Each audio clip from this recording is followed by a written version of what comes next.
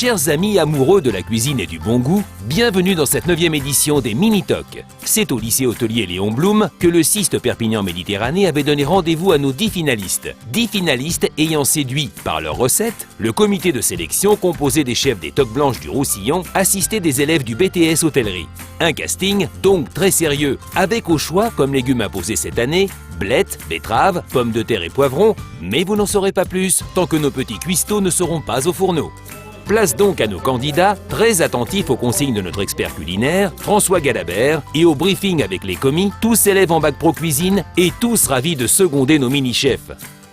Tout le monde est en tenue? Oui? Alors, à vous de jouer!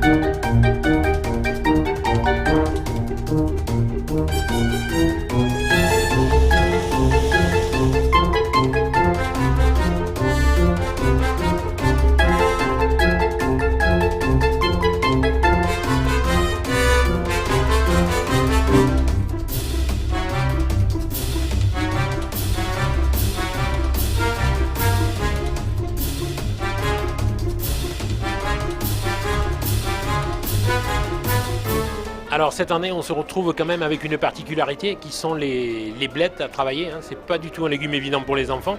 Et on se rend compte que la majorité ont choisi de travailler des blettes. Le deuxième légume aussi qui est assez difficile à faire manger aux enfants, c'est les asperges. Et on est surpris parce qu'on voit même des enfants qui nous font des asperges poêlées à cru, ce qui est assez extraordinaire à déguster. Donc on a la chance d'avoir des enfants qui pratiquent une cuisine dans un milieu complètement professionnel.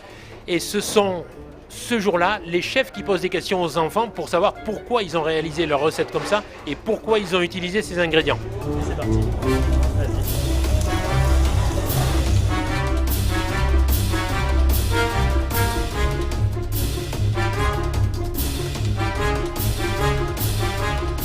C'est la première fois aujourd'hui que je fais le concours des Mini-Tocs, donc ça me fait plaisir de revenir dans les cuisines auxquelles j'ai travaillé parce que moi j'étais élève au lycée hôtelier pendant 5 ans avec Monsieur Léger, différents profs, tout ça qui sont là. Et concours amusant parce que on voit des petits élèves passionnés qui sont motivés par ce qu'ils font, les élèves petits chefs engueulent les commis qui ont déjà quelques années d'expérience, donc c'est rigolo. Et bon voilà, c'est amusant comme concours, il y a des belles choses, ils ont fait des beaux produits, c'est sympa, franchement c'est rigolo.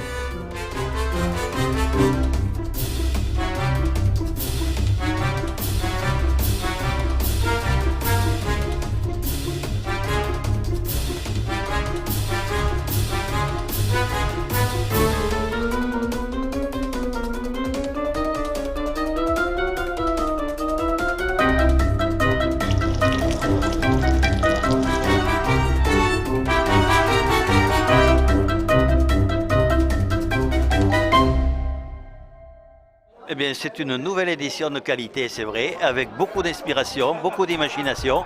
Alors nous en sommes à la 9e édition, mais il n'y a pas eu de redite. Chaque fois, il y a 10 créations et on ne retrouve jamais les mêmes. C'est formidable. Plein de saveurs et vraiment ce qui est beau, c'est qu'il y a du craquant, et les cuissons sont réussies, l'assaisonnement est toujours original. Belle recette.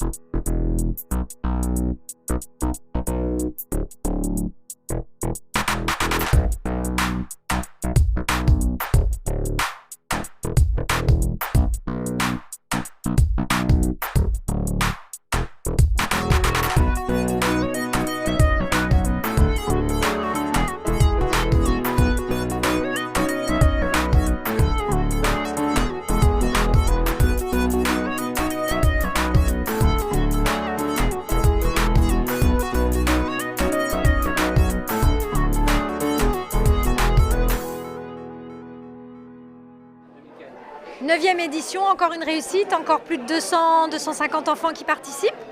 Sur les 22 communes, tout le monde est ravi. On a goûté des choses délicieuses. Les chefs ont été encore surpris par l'originalité de ce qu'ont produit les enfants. Donc ça continue, on pérennise, mais on a un partenariat qui s'élargit.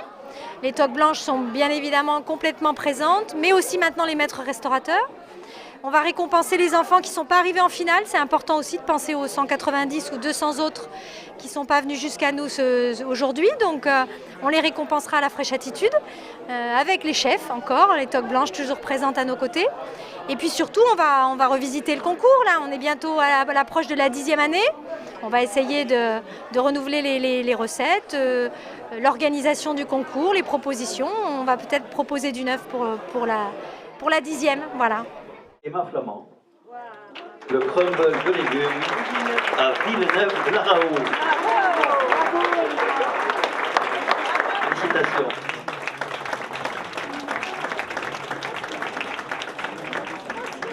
Voilà, ainsi que le diplôme et le tablier, bien sûr.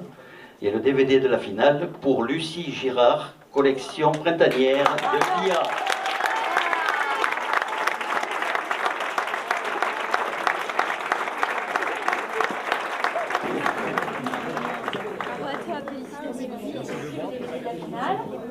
Pour Lucille Villaseca.